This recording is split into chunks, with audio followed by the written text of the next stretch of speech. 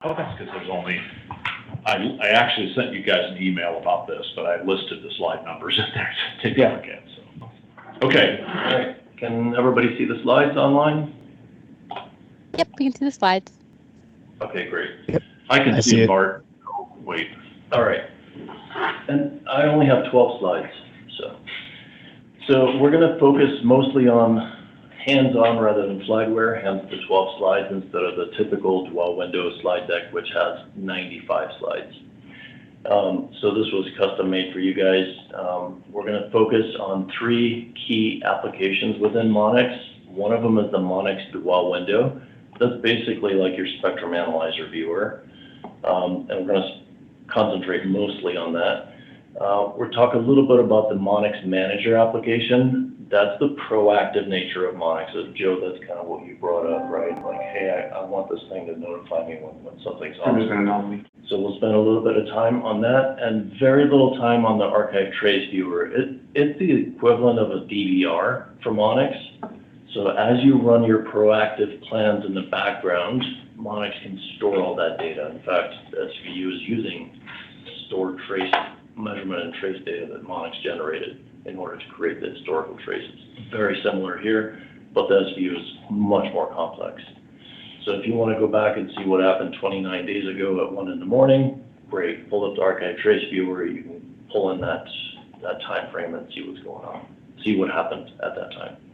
So the main difference, I think, between the Spectrum Viewer, which Steve was concentrating on in Monics, is that you do have direct couple to the measurement instrument. So Monics is directly connected to the measurement instrument, which can give you the live traces, versus the Spectrum Viewer is more like, okay, Monics collected all this data, let me visualize it in a much fancier and more advanced way than the historical traces that Monics can provide. So looking at the dual window, it looks very similar to a spectrum analyzer window. We're going to go through all these sections and the key points. There is, like I said, 95 slides worth of data that just touches on the capability of a dual window. It doesn't even go into all full depth. So we're only going to do the main things. So as we go through, the first thing is how do you open it? When you guys get the access to Monics, you have 3 different ways to open the dual window. Shortcut on the desktop, easiest one, which is on the right. The middle one's from another application. So let's say the Monics Manager window is open and you don't know how to get to the dual. You have access to the dual window from the Monics Manager or from the Windows icon under the Monics grouping. Once you have it open, the dual window opens up and it's dumb. It doesn't know what to do. It shows up blank. So you need to tell it, okay, I want to either look at a specific site. So up here, for example, my site is a silly name, LNS Colorado Springs A1. It's the system in the shelter back there. So I can filter everything based off of a specific site or based on space segment. And Steve, correct me if I'm wrong, but the Monics system will be pre-configured with the space segment. You won't have to worry about that a bit. It'll be totally, in fact, I think we're going to avoid problems. We're going to not allow you to configure the space segment because it's already configured. There's no reason to mess with it. Fair enough.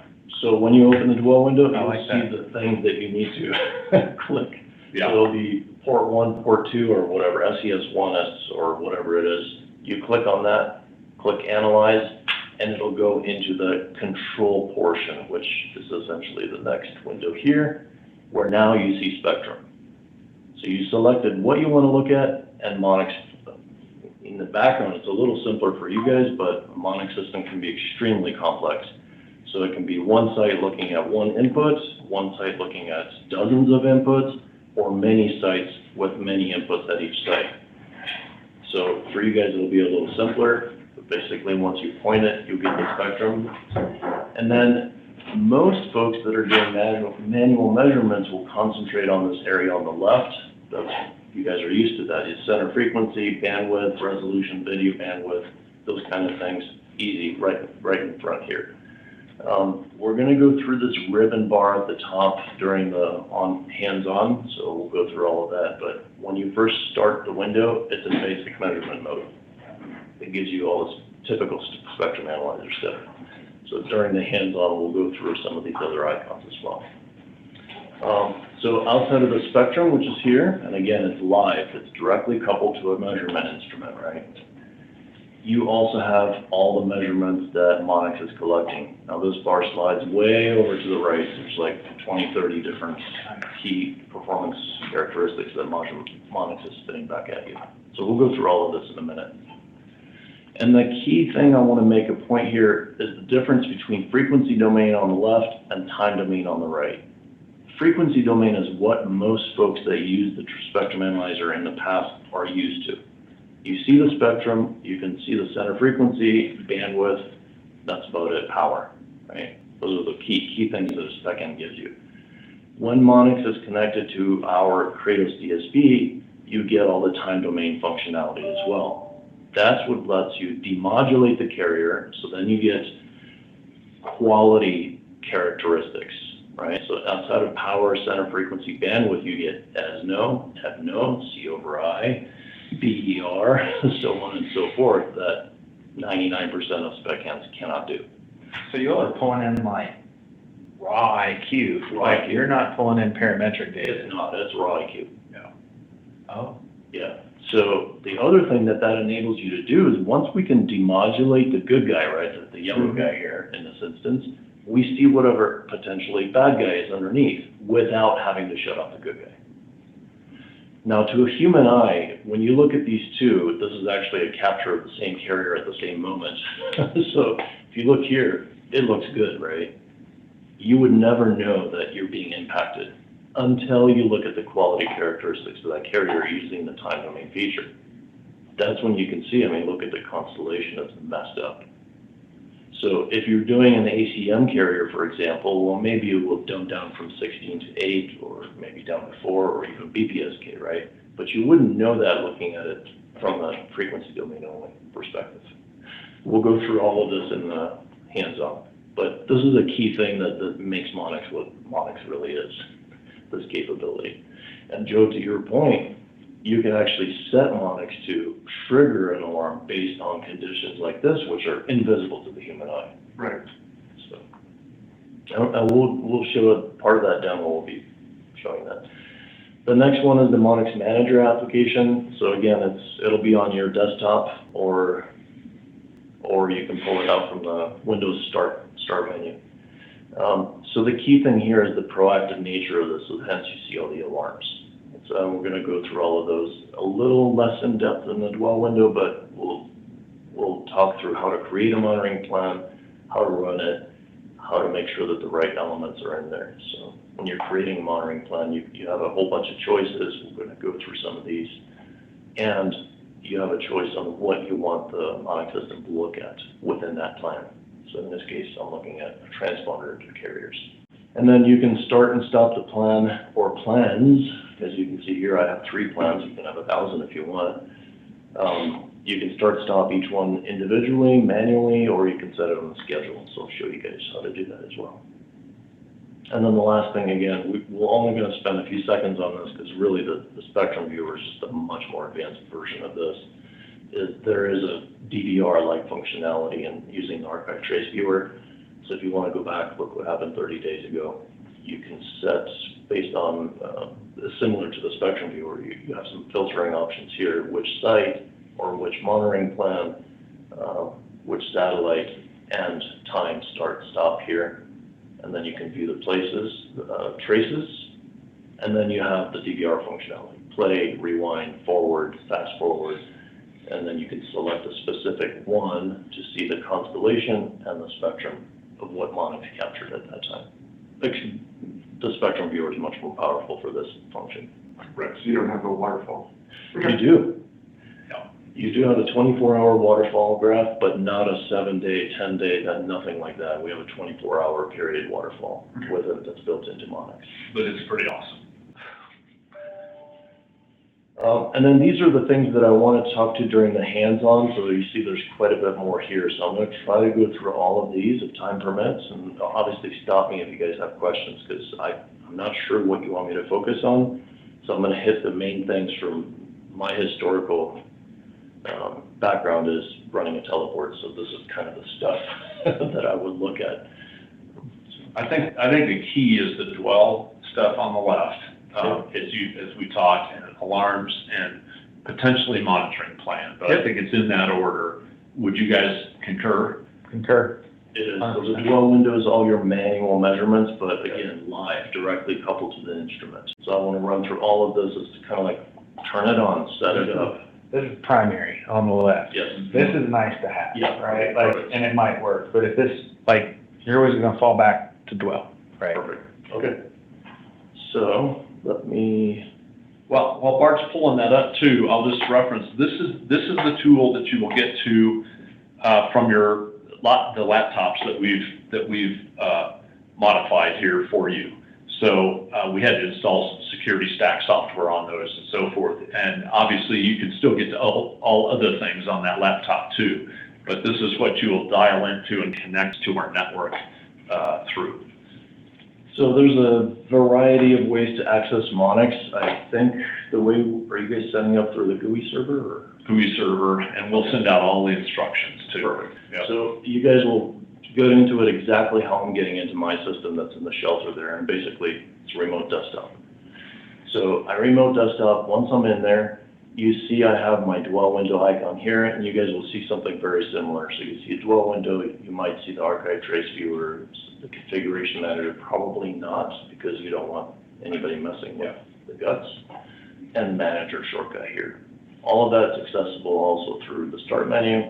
So just go to the Monics, and you'll see a whole bunch of stuff here. Now, I think Steve's gonna set it up with user access control, which is part of the enterprise version of Monics. So you might not see 20 things here, you might only see 2 or 3 key things. That's the way you kind of manage what a user can and cannot do. So if I double click here, it'll open up the dwell window. And like we talked about, it's gonna open up dumb. It's blank. It doesn't know what you wanna look at. So in my case, I have quite a few extra things. You guys won't have all of this, so it'll be a lot cleaner. Most probably you'll have one entrance here. And when you expand it, you might see a couple of transponders, one for your left hand, one for the right hand, maybe something as simple as that. For me, I want to use a specific instrument, so I'm going to narrow it in, and you see how it filtered everything, right? So now I only have one satellite as soon as I selected my site. So that's just the power of the dwell windows. You think about it expanding beyond the kind of the limited scope of what's here, you can have 30 sites connected and accessible from this one dwell window. So I'm pulling from one site. So if I select a transponder, automatically it pops up kind of the key parameters for that transponder, and I can go ahead and click the Analyze button. So once I click Analyze, now you're there. You're looking at that transponder at that site. So let me just reference on my other screen here, I'm just referencing the kind of the key things we want to talk through before I deviate. So let me make this bigger first. Okay. So we talked a little bit about the filtering. So you have the sites versus the tree for the transponder, satellite, and so on. So once you have it opened, again, the parameters on the left here are things that most people are used to. So you've got your center frequency, which also exposes the start and stop frequency, the bandwidth, the span, resolution bandwidth, video bandwidth. And notice that a lot of this is pre-populated based on me clicking on the transponder. So it knows the center frequency, it knows the span, it knows what resolution and video bandwidth is set in order to provide the most optimum performing visualization and measurement within Monics. So part of that is actually also here, the carrier analysis, and we're going to talk about this.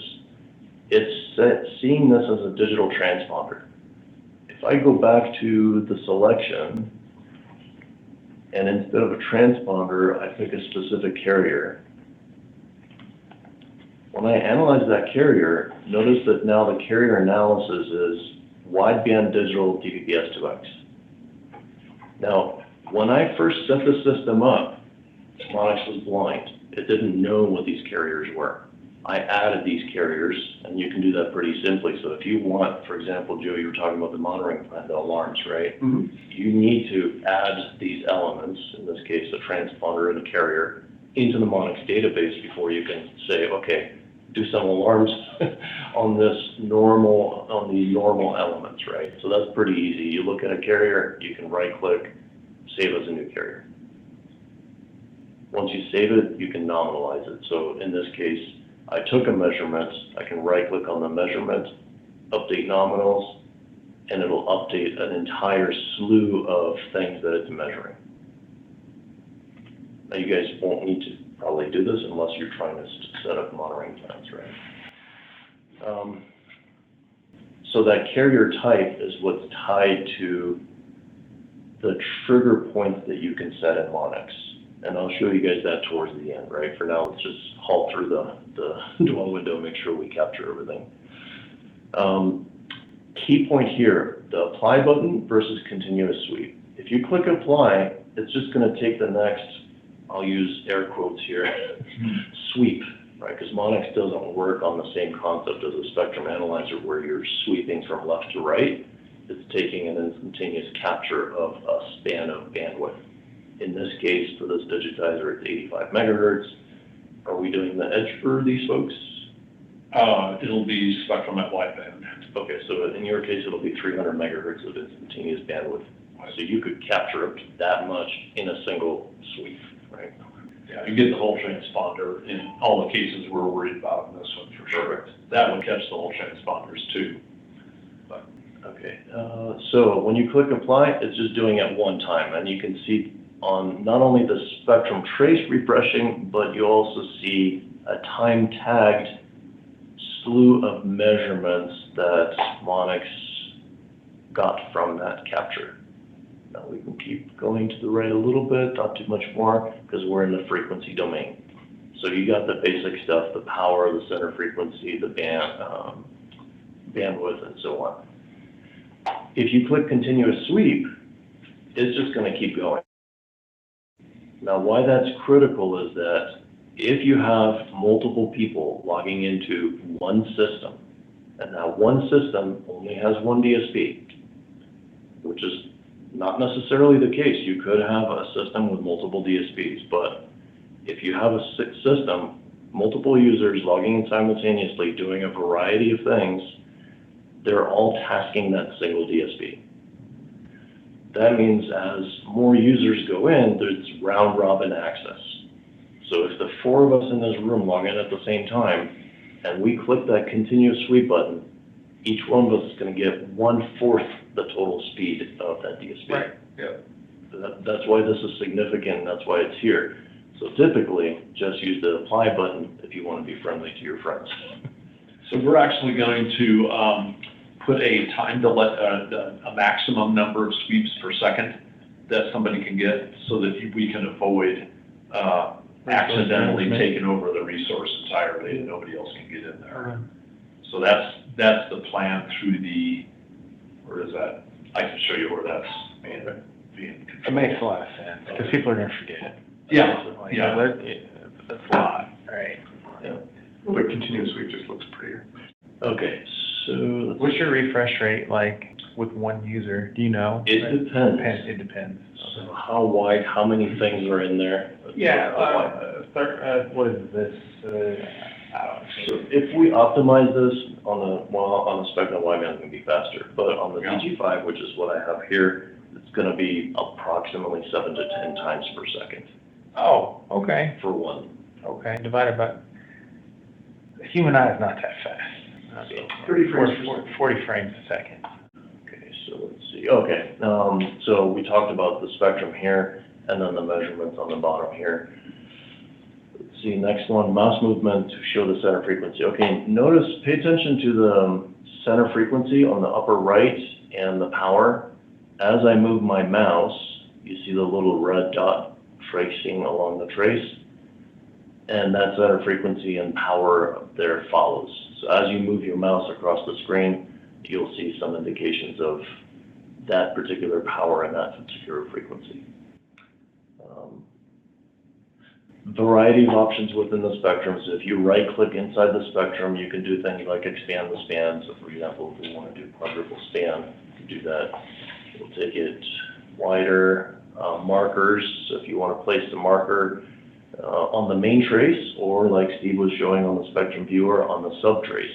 So once we get into the DMOD characteristics, you can place those markers on both your good guy and your bad guy as an example, even though the bad guy might be underneath your good guy. Display lines, so a variety of options, just right-clicking within the spectrum. You can click also directly on some functions and adjust them directly. So for example, the log scale, or the video bandwidth down here, if you click on that, you can adjust that. Right-clicking in certain places, so raise and lower the reference level.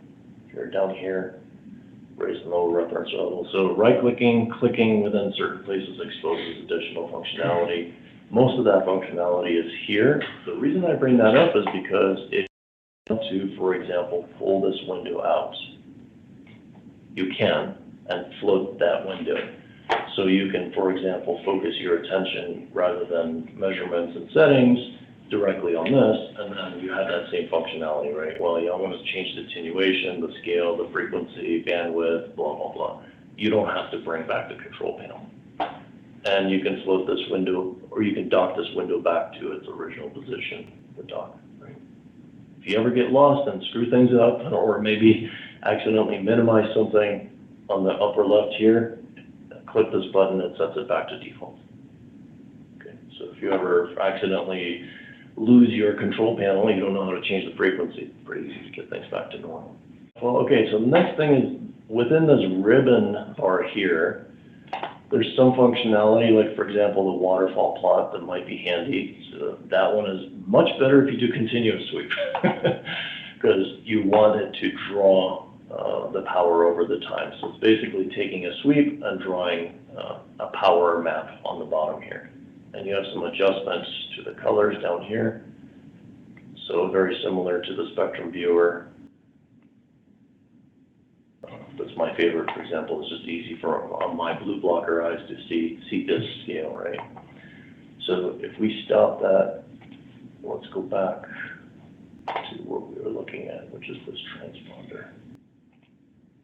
So do a continuous sweep on here. Yeah, see. So notice how much faster it is when I zoomed in to a slightly narrower span, right? So you were asking about that, Kurt, how fast, right? Well, again, it depends. If you zoom into one element and you set your resolution and video bandwidth to settings where Monics does not need that type of resolution in order to do a DMOD, then this thing can scream 10 times per second, right? If you start to zoom in, you need to do DMOD and things like that, things slow down, right? Because Monics needs more of that IQ data and more sample time, et cetera. But this is a nice display looking for transient things. So if this guy goes away, you'll have a leftover. Now this is only 20 to 30 seconds worth. On the archive trace viewer or the spectrum viewer, you can pull up many hours or days. And this is still all within the frequency domain. The other thing that you can do that might be helpful for you guys is crossfall. So you can overlay your vertical and horizontal inputs. I'm not sure if they're going to have both, Steve. They won't, they'll just have vertical on this one. Yeah. Okay.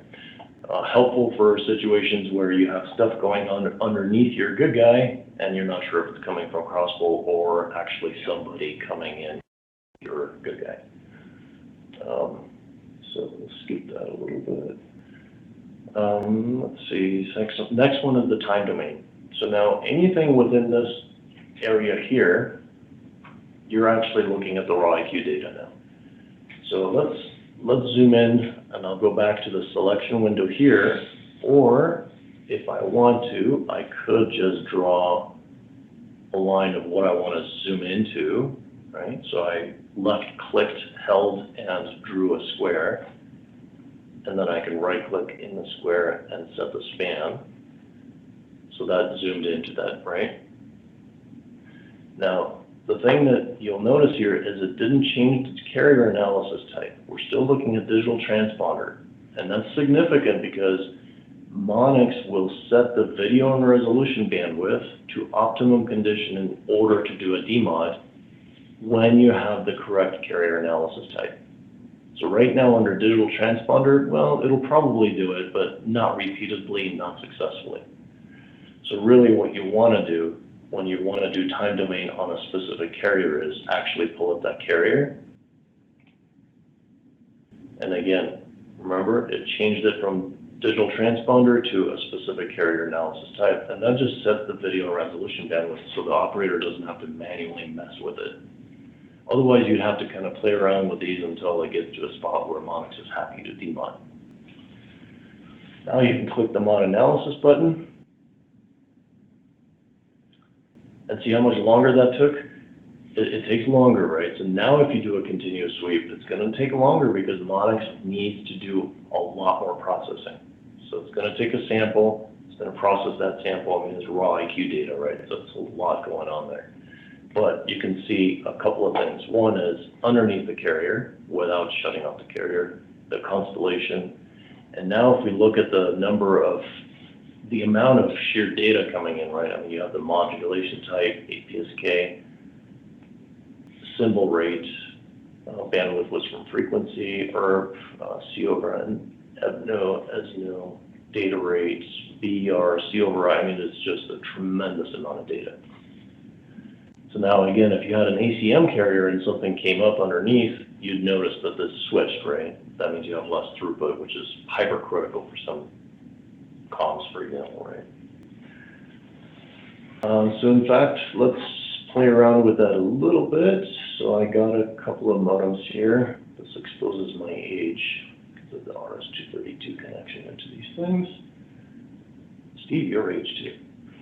Oh, I know all about this. I remember this. So let's mess with something. So let's leave this on continuous sweep. It's an HR event right there.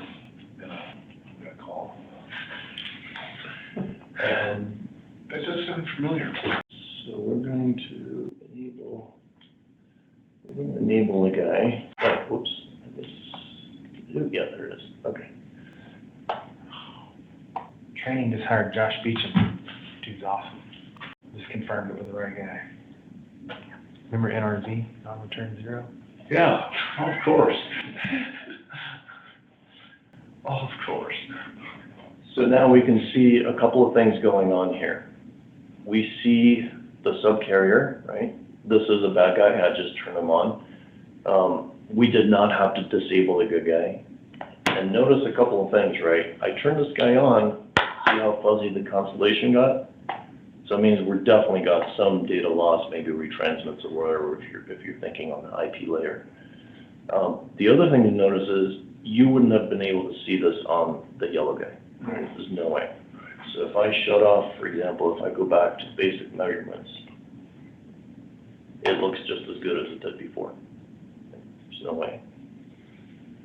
Now, you could, if you really painstakingly adjusted the waterfall graph, you might be able to catch that a little bit. Yep, so you see how much darker this red is here? That's an indication, right? I mean, we could play with this and fine tune it a little bit, but if I turn off the bad guy, that'll be really clear. Let me see here. So in the real world, how often are they doing this to intentionally bump with signals? It's accidental most of the time, and it happens nonstop. The Navy's notorious. They just, and it's accidental, as Bart says. I mean, bad guys do this on purpose to either degrade or deny all the time as well. It just depends on where you are in the world. It could be something as simple as not tightening up your little Phillips screw on your polarizer. The windstorm comes along, it slides over to the side a little bit. And then you're viewing somebody else. Yeah. Well, hold on. You notice that your signal quality went down or you lost it. So then you go and you look and you can see that your signal's there, but it's low power. You jack it You up. rage, and then you rage on the other guy on the other side. It happens over and over again. All right. That's good. It's good to know. And the Navy gets, they get a new satellite access authorization every month or whatever, and they forget to do it. And so they're transmitting on their old one, but then another ship comes up and it's supposed to be on that frequency or nearby. And so you've got all those kinds of things happening too. Tons of accidental, but they're also depending on the part of the world. And we've got all sorts of slides and videos and so forth from the NOC that shows very intentional jamming coming out of North Korea and China and Russia and places like that. So it's pretty easy to see here. You see the dark red here and then not dark red. And this is something that Monics can capture in the automated plans in the background, right? The proactive monitoring. So we'll touch on that a little bit. So let's see. We also want to talk. Okay, there's a couple more things that we want to hit. So again, mod analysis. The difference between modulation analysis and carrier under carrier is that modulation analysis just demodulates the good guy. So it gives you all the quality characteristics of the good guy and visualization of anything going on underneath. But if we turn on that bad guy again, and we take another sweep, so we click the apply button. So we see the bad guy, but we're demodulating and getting characteristics of the good guy. If you want some identification of what's going on with the bad guy, you do carrier under carrier, and then Monics looks for whatever it thinks is a carrier, and I highlighted it here, right? And then it gives you the demod characteristics of that subcarrier. So that would be the bad guy here. So you can kind of make out it's a BPSK carrier here, and it did confirm BPSK here, and all the key performance characteristics of that bad guy, right? And you can trigger this again in Monics for the monitoring background signs as well. The frequency scan analysis, so if we go back to, let's go back to basic measurement first. And this time I'm going to right click in the spectrum and just expand my span. So let's do double the span. In the frequency scan analysis, what Monics is going to do is look for the rising and falling edge of things, which it identifies as carriers. And then it's going to demod each individual item and highlight them as carriers. So if you're doing blind analysis, that's something that can be pretty handy. The frequency domain version of that is carrier locates. If you click carrier locate, it'll highlight things that it knows are carriers. Right? And this is on the blind. So this is not because it's been put in the database. This is just, hey, identify the carriers. If you do frequency scan analysis, it's going to take the next step beyond that and not just identify the carriers, but do the full demod and provide all the characteristics. So that one takes a little bit of time. You can see on the bottom left here, it's doing something. So it's capturing the IQ samples, processing them, and then giving back the results. So that could take a few seconds. I got it dialed in pretty steeply, so it's taking a little longer. So there you go. Now you have carrier one. So that's this guy here, and all the characteristics of that carrier, and carrier one here, and all the characteristics of that guy. Let's see, what's next on the list? Okay, a little bit about calibration, not too much. This system doesn't have it, but if you need accurate ERP readings that take into account the entire system flow from your antenna to the DSP, which in this case is almost nothing, but some customers have matrix switches, combiners, splitters, tons of cables, different connectors, blah, blah, blah. They don't know the path loss or change. So Monics does have the ability to add calibration in there as well. And then trace, this is a key one. So let's go back to measurement first. Let's do basic measurement. And then underneath trace, you have the similar stuff that Steve was showing, min, hold, max hold, average. So if you continue on this, it'll take the traces. Of course, now we got the video resolution bandwidth way tightened up from the frequency scan analysis. So things that you can play with. So if things are too slow, like let's say, hey, I'm doing this, but it's too slow to capture some transient event, you can certainly play with the resolution and video bandwidth or span to speed things up considerably.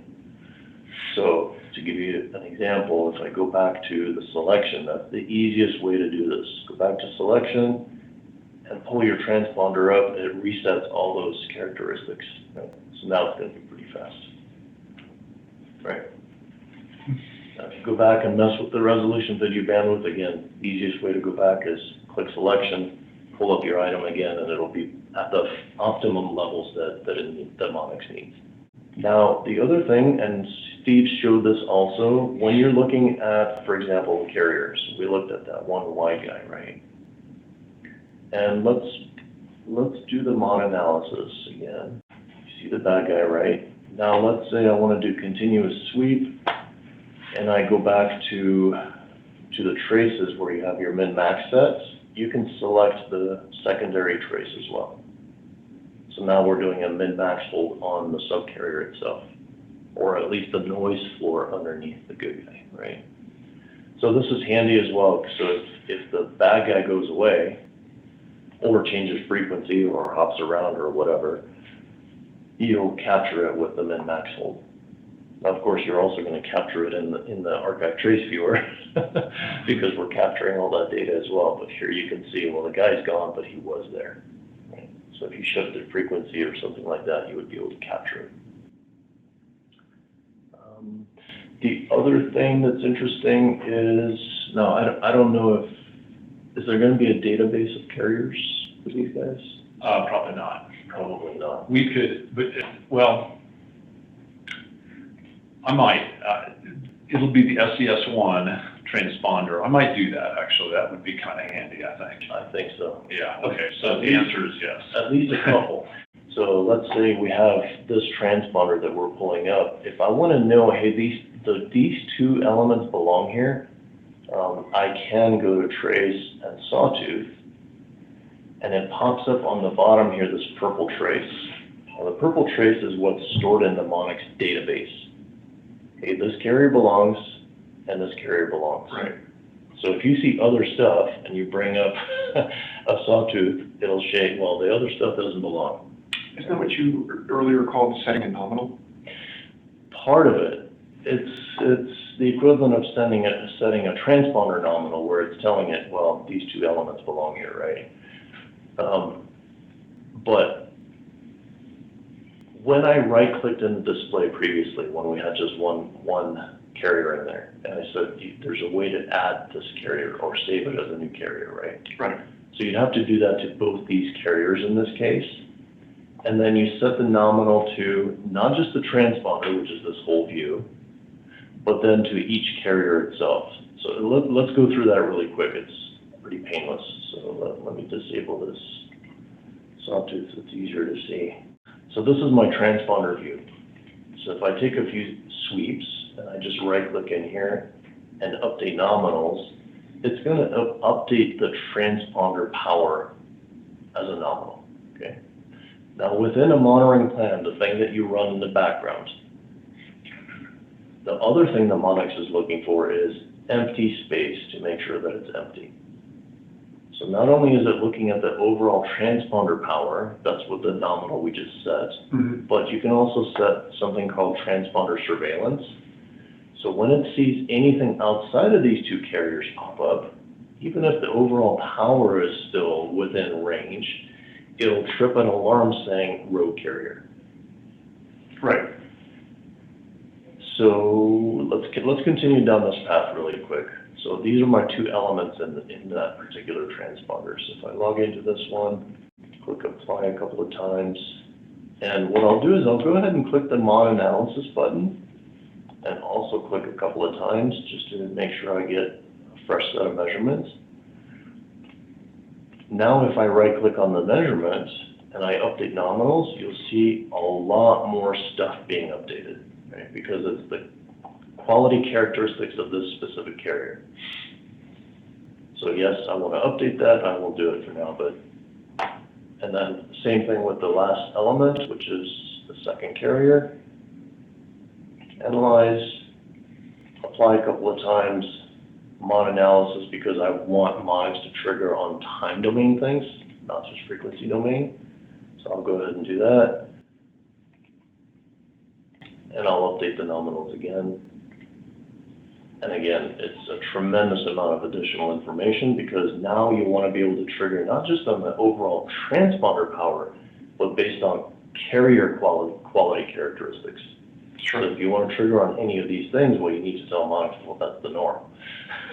So I don't see you establishing any sort of variance trigger, right? So you have the properties of the signal. Yep. Signal to noise, carrier noise, right? And then a new signal or something else appears. Are you setting tolerances on these so that you know that if it's outside of this, it's exceeded a nominal, your expectation? Yep.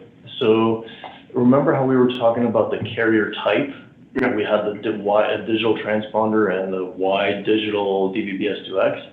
So all those available carrier types are here, and you can create your own as well, which mostly what they do is they make sure that when you click on that carrier, it's the optimum resolution, video bandwidth, and bandwidth settings for Monix to be able to do DMOD. But the other thing that it does is it glues those carrier types to a specific set of measurement limits or trigger points like you're talking about, right? Yep.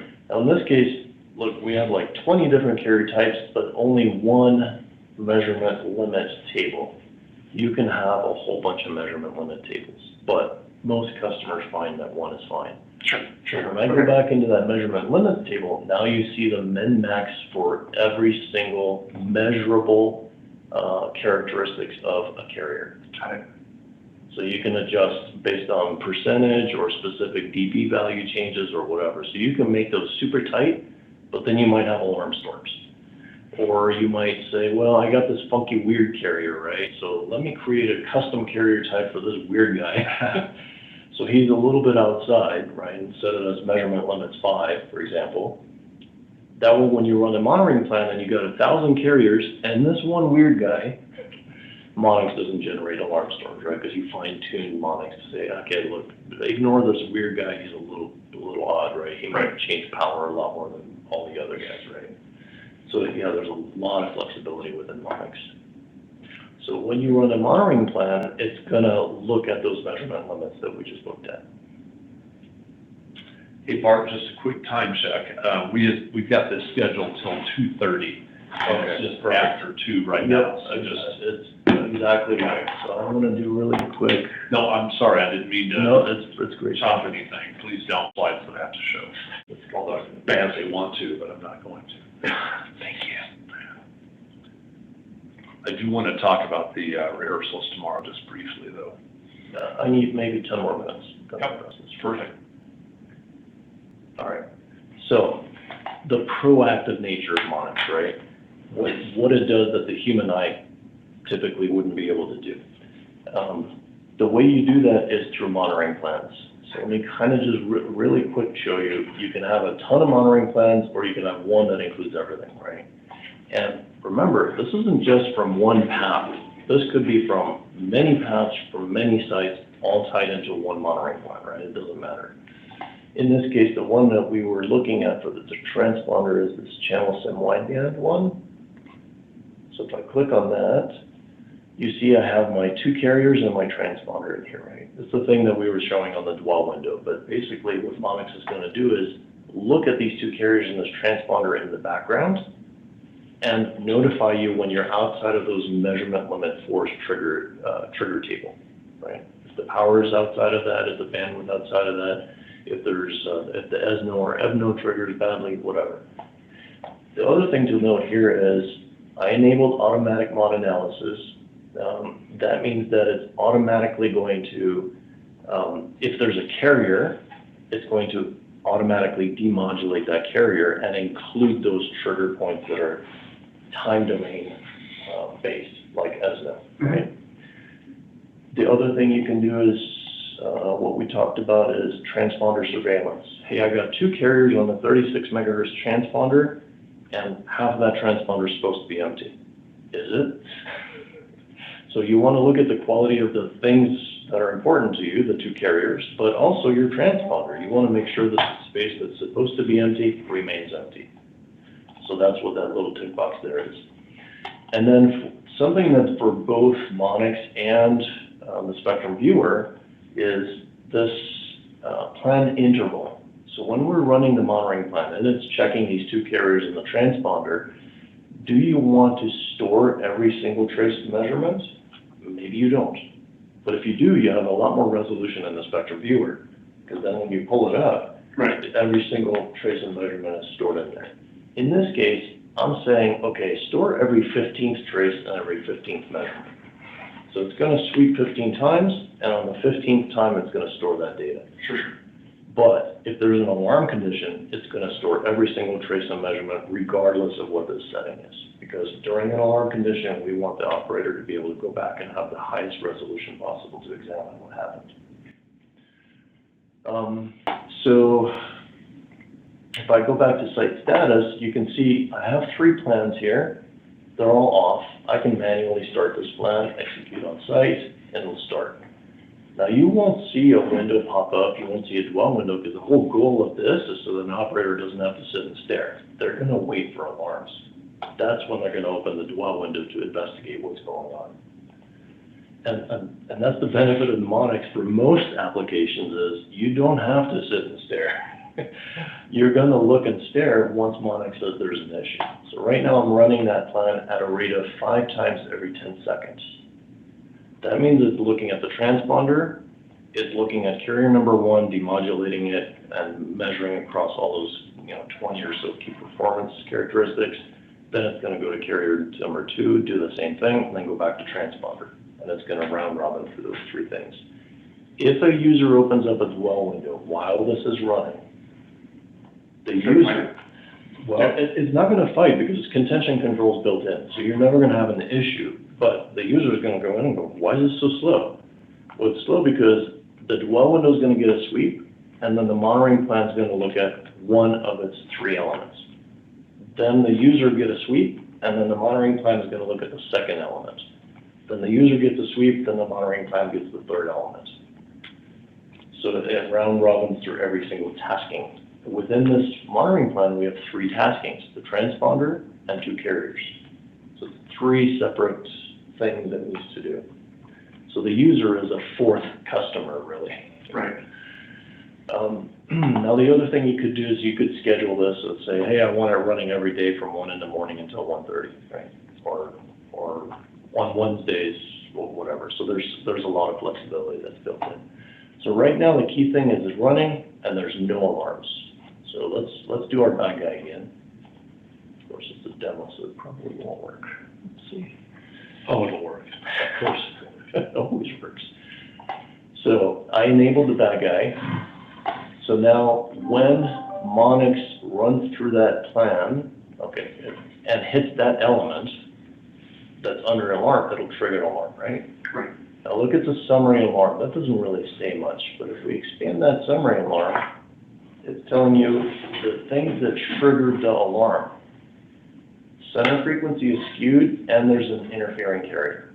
Those 2 things belong to that single alarm. Now, instead of looking at the name and trying to figure out where it's coming from, for you guys it'll be easy because there's only one path. Yeah. But imagine you got 20 sites. K13, go. And you don't know where this is coming from, okay? Just right-click, open the dwell window, and Monics will go to the correct site, correct antenna, correct polarization, correct frequency, and pull up what you need to look at. Right. So I won't do that. We already did that. And the overview tab is also kind of handy because now you can see this footprint map is flashing red. It means that the alarm is coming somewhere from this footprint. Now, not too handy when you got heavy beams or global beams, but if you got HDS beams, super handy. You got 50 beams to look at, 10,000 alarms. You're like, oh my God, what the heck's going on? Super easy, right? The other thing is the health and status of the Monics system itself. For you guys, again, not so critical because you only have 1 site. But imagine you have multiple sites, multiple DSPs. You can see where the issues are occurring for the space segment.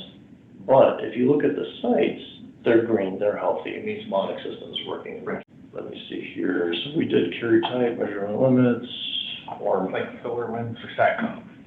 that's very simple. And I actually, hate to say solar winds now because No, I you know what happened, but Yeah. yeah.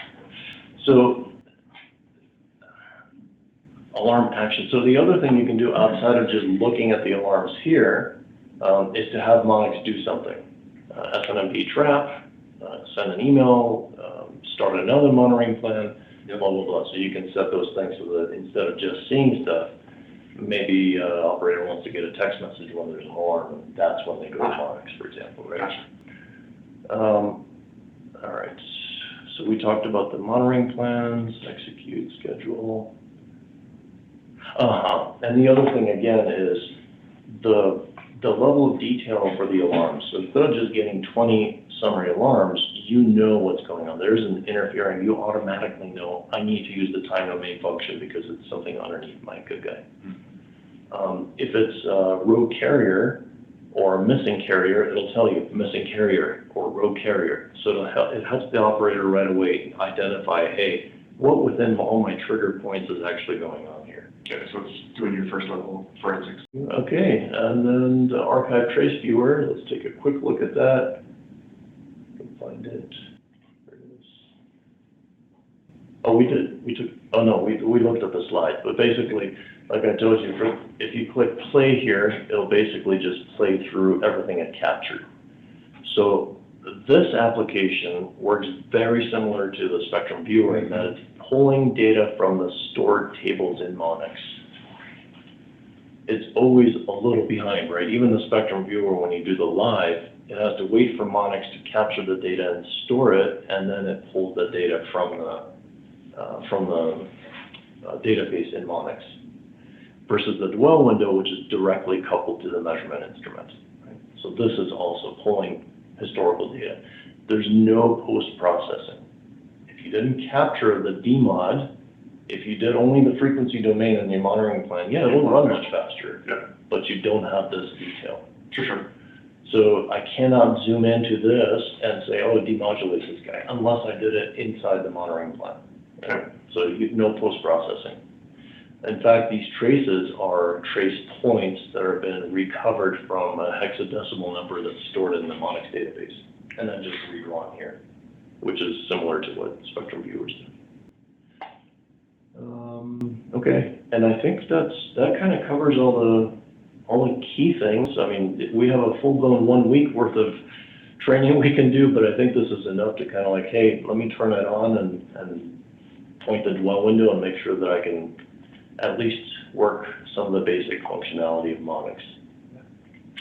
Yeah, we're gonna try to get some manuals to you for the cover these particular pieces of the section of the system too, because both of this has been a fire hose. There is no manual for the Spectral Viewer utility yet. But it's easy enough. It's real straightforward. I think I got it. Yeah, I think you do. Right. And I'll probably beat a dead horse on on that one.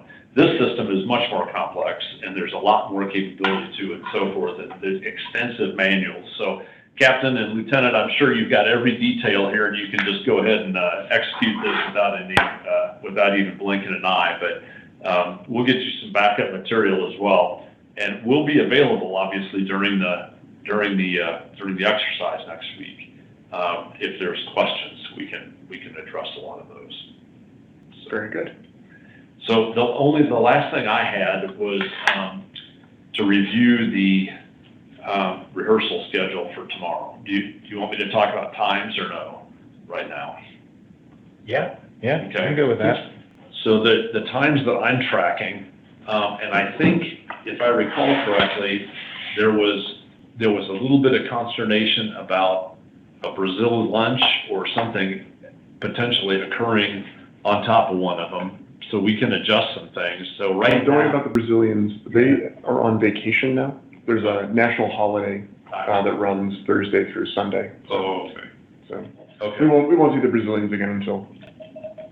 Okay, well, that's fine then. So right now, the rehearsal schedule is 9 a.m. to 10 a.m. Colorado time tomorrow. Mm-hmm. And then noon to 1 o'clock Colorado time tomorrow. The plan was to start those 1 hour blocks with no signals there, and then to turn on the protected signal, in other words, the victim signal at some point, and then at some point turn on the electromagnetic interference, EMI, for that particular. Right, so I'm sorry, go over that again slowly. Okay, so no signal first. Okay, no signal, Hello. and then turn the signal, so when does the signal come on? Well, do you want me to say that? I mean, we can either For the kinda do it rehearsal, it's randomly. fine. Yeah, for the rehearsal's fine. That's just there. So here's what I would say, is, we know it's gonna be SES1, Yep. so that's well known. The spectral viewer utility's capturing stuff even if nobody's looking, so what we could do is, around 9:15, 9:30 for your team, you could go in and say, okay, Captain Polsher, what time did the protected signal come up? And where is it? And she should be able to find that in the spectral viewer utility. Right. Just looking in the waterfall diagram, all of a sudden you're going to see, oh, there's a signal here. Oh, wow, maybe that matches the interference signal, or maybe it doesn't. I don't know, but here's the center frequency and bandwidth and all.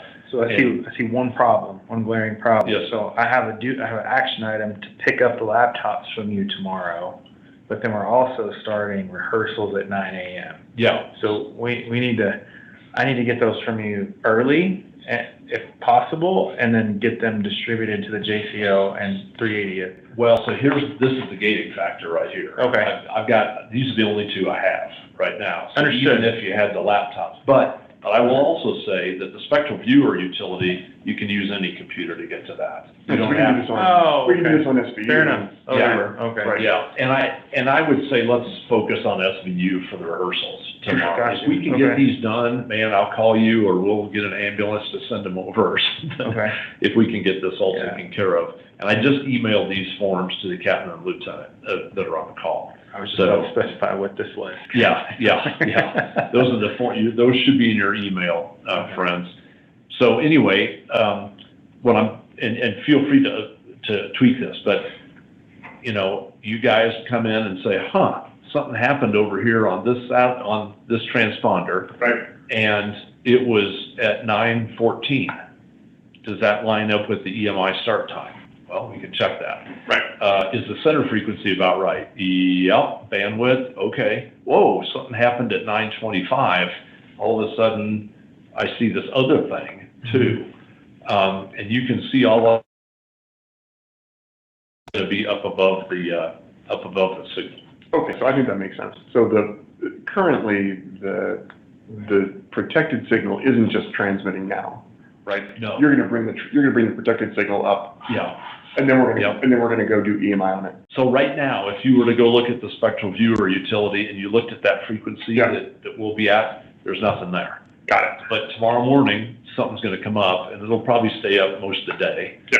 And then something else is gonna happen, and I think those people using the spectral viewer will be able to see it just fine. And you could ask them for screenshots, and you could ask them for, well, what do you think the bandwidth is, and what's the power level above the noise, because you can use the markers. There's a lot of things that they could go do with the spectral viewer. Captain, do you have a question? I see your hand is raised. Oh, sorry.